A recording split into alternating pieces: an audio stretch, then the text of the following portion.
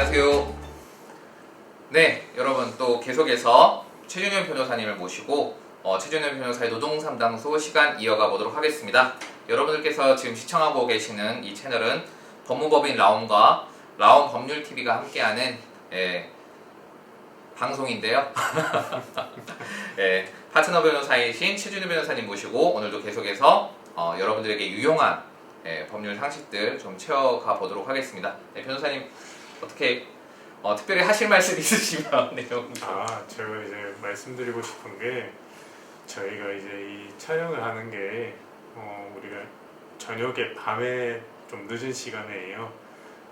근데 이제 저희가 어떻게 보면 좀 힘들 수도 있고 사회자님께서도 일 많으신데 이렇게 오시는 게 사실 힘드실 부분이 있는데 그래도 이 시간이 기다려지는 게 또 여러분들한테 조금이나마 도움 되겠다는 그런 생각이 되니까 이렇게 꾸준히 할 수 있는 것 같습니다.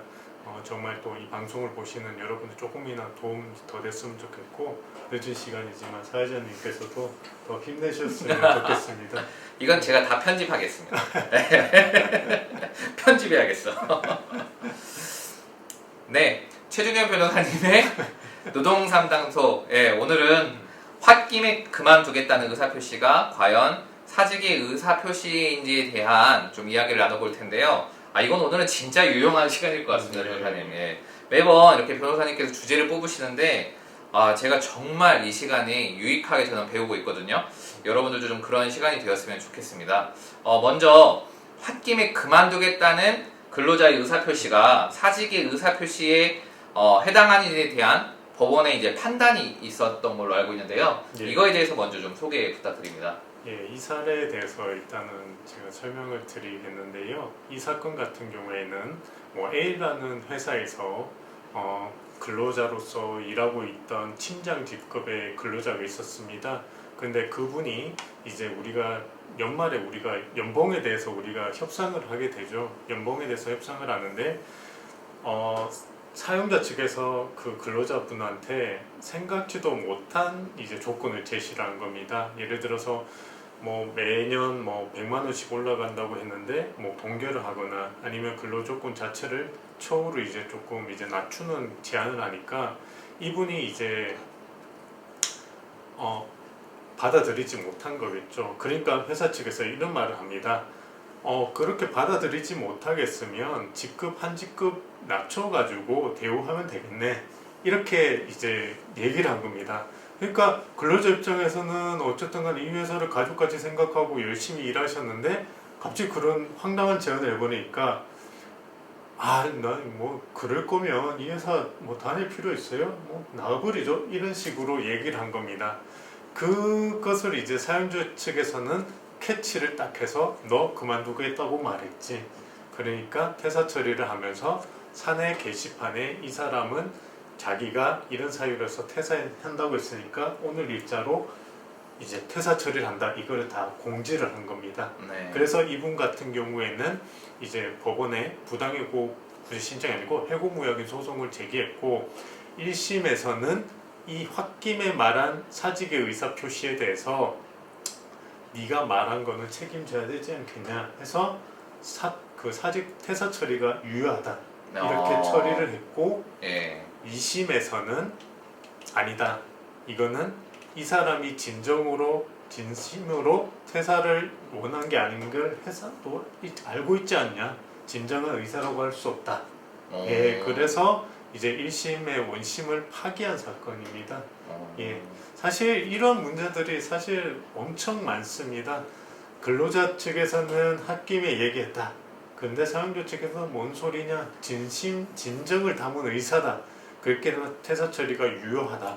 그런 사건이 사실은 저한테도 많이 왔고 얼마 전에도 사직서 자체를 이렇게 제출했는데도 이게 그 사직서가 진심의 의사인지에 대해서 다툼을 이제 많았고 그 사건에서 이제 어떻게 이제 사직서가 무효다 이렇게 좀 입증을 해서 좋은 결과를 얻긴 했는데요. 하여튼 이런 주제 자체가 뜨거운 감자이기도 하고 제3자가 봤을 때는 정말 이제 이게 좀 신선하다. 어떻게 보면 이제 좀 재밌을 것 같다 하시지만 당사자 입장에서는 진짜 끝판까지 가는 사건이라고 생각하시면 될 것 같습니다. 네, 저희가 뭐 이렇게 듣기에는 그냥 뭐 저희가 그래서 남의 일이니까 그냥 뭐 그런가 보다 하는데 실질적으로 이 당사자들 얼마나 힘들겠어요. 네, 맞습니다. 네. 네. 근데 이제 이거는 뭐 2심에서 어떻게 얘기가 끝난 건가요? 아니면 대법원까지 혹시? 지금 가는가요? 그건 이제 저희가 한번 확인을 해봐야 될 것 같은데요. 이 대법원에서도 아마 조만간 그 결과가 이제 나온다고 생각을 하시면 되고요.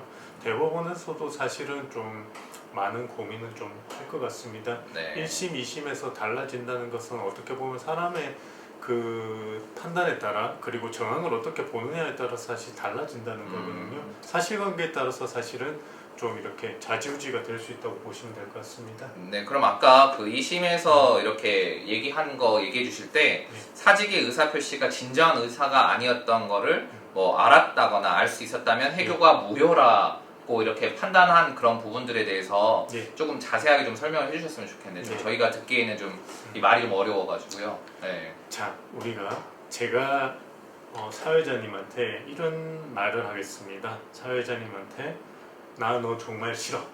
예. 이런 말을 했습니다. 네, 저 눈물이 그렇다면 사회자님께서 저희는 친하니까 이제 뭐 얘가 농담으로 한다 이렇게 받아들이실 수 있겠지만 네.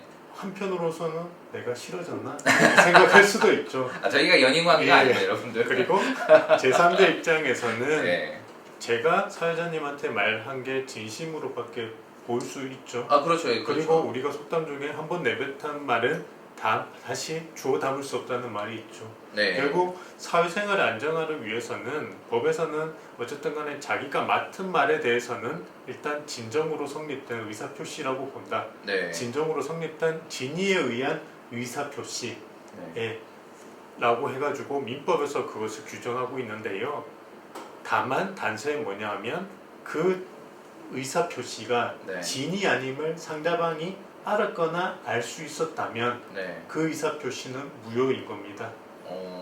예를 들어가지고 가장 쉬운 예로 만약에 고려자기를 제가 진품을 만약에 이제 네. 구입하려고 합니다. 네. 팔려고 합니다. 예를 네. 들어가지고 근데 이게 한 1억 정도 되는 겁니다. 예를 들어서 네. 근데 제가 친하니까 그냥 100원 주고 해. 그랬을 때 이 사람은 어떻게 보면 나중에 마음을 바꿔서 진정으로 어쨌든 100원이다 말 뱉었으니까 네. 진정 성립했다고 할 수 있는데 네. 우리 관계나 이 네. 도자기 가치를 봤을 때 충분히 정황상 네. 내 의사가 진이 아닌 걸로 네. 이렇게 해석될 수도 있는 거죠. 네. 그렇게 됐을 때 이 계약 관계가 무효가 되는 거고 제가 뱉은 네. 말이 무효가 되고 네. 다시 거래를 체결한다는 겁니다. 이 사건 같은 경우도 마찬가지입니다. 예를 들어서 제가 이제 사례에서 설명드렸는데 그 근로자가 홧김에 그 사용자가 정말 생각지도 않은 조건 네. 그리고 내가 충분히 기분 나쁠 수 있는 상황에서 말을 한 거에 대해서 통상 사람들이 그거에 대해서 화가 나서 뱉을 수도 있는 말인 거잖아요. 네. 그렇죠. 그 상황이라면 네가 만약에 우리가 법원에서 봤을 때는 네가 입장 바꿔 생각을 해봐. 네. 충분히 그럴 수도 있고 니도 그게 진심이 아닌 거를 알 수 있는 거잖아. 그렇게 했기 때문에 여기서 진이 아닌 의사표시를 했다고 해서 그 의사표시가 일단은 진정으로 성립되거나 무효이고 네. 따라서 이 그 퇴사 의사표시 홧김에 그만두겠다는 의사표시가 네. 이제 더 이상 효력을 발생할 수 없고 퇴사의 퇴사 처리는 무효다. 그래서 원주 복귀하라. 이렇게 된 거죠. 근데 이게 되게 판단 자체가 굉장히 어려울 것 같은데 왜냐면 저희가 이제 살다 보면 뭐 센스가 없는 사람도 있고 그 다음에 이제 워낙 뭐 심각한 상황 속에서 홧김에 한 말일 수도 있지만 상대방 입장에서는 이렇게 진중한 자리에서 이제 저 사람이 저렇게 의사를 표현했다는 걸 진심으로 받아들일 수 있고 그러니까 얼마든지 좀 오해의 시선을 좀 가질 수도 있고 그 다음에 그 순간에는 그게 진심이었으나 뭐 돌아서니까 이제 마음이 좀 가라앉으니까 뭐 이게 아까 그건 내 의사가 아니었다 뭐 이런 상황들도 분명히 올 수 있을 것 같은데 뭐 이런 되게 애매모호한 이런 상황들을 어떻게 그 증명하거나 어떻게 판단하게 되는 건가요?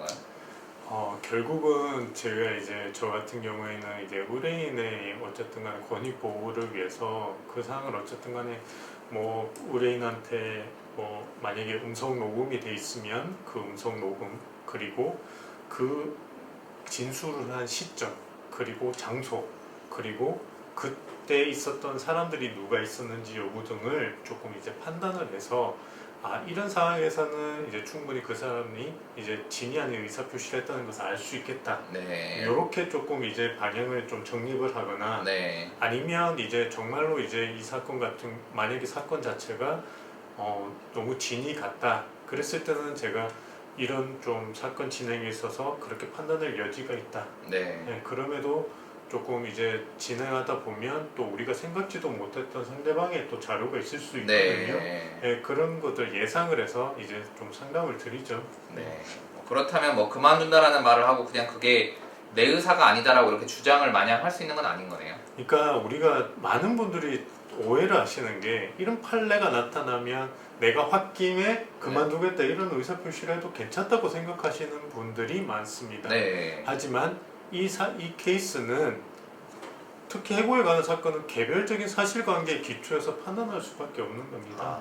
이해와 같은 말을 했는 케이스에서 다른 사건에서는 다르게 또 판단이 될 수 있는 것이죠. 네.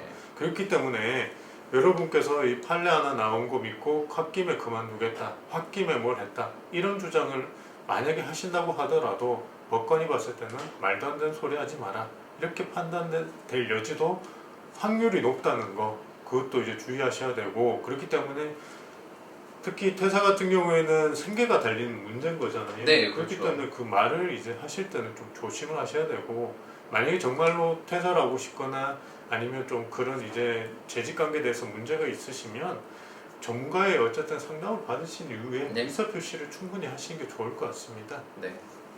아무튼 오늘도 변호사님 모시고 이렇게 사직의 의사표시에 대해서 이렇게 홧김에 그만두겠다는 이런 되게 일반적으로 굉장히 많이 있는 일일 것 같은데 여러분들께서도 좀 유용하게 좀 도움이 많이 되셨을 것 같아요. 네. 근데 변호사님 이렇게 매번 제가 여쭙지만 이런 것들 다 이렇게 알려주시면 그 상담 연락이 많이 오고 있습니까? 여러분께서 정말 참 어떻게 또 저를 또 이렇게 방송을 보시고 이렇게 또 연락해 주셔가지고 사실 너무 감사합니다. 여러분께서 정말 얼마나 답답하실까라는 생각이 사실 많이 드는데요. 그럴 때일수록 제가 모든 부분을 어떻게 해드릴 수는 없지만 그래도 여러분께서 가장 가려운 부분 정도는 좀 끌고 드릴 수 있도록 항상 최선을 다하겠습니다.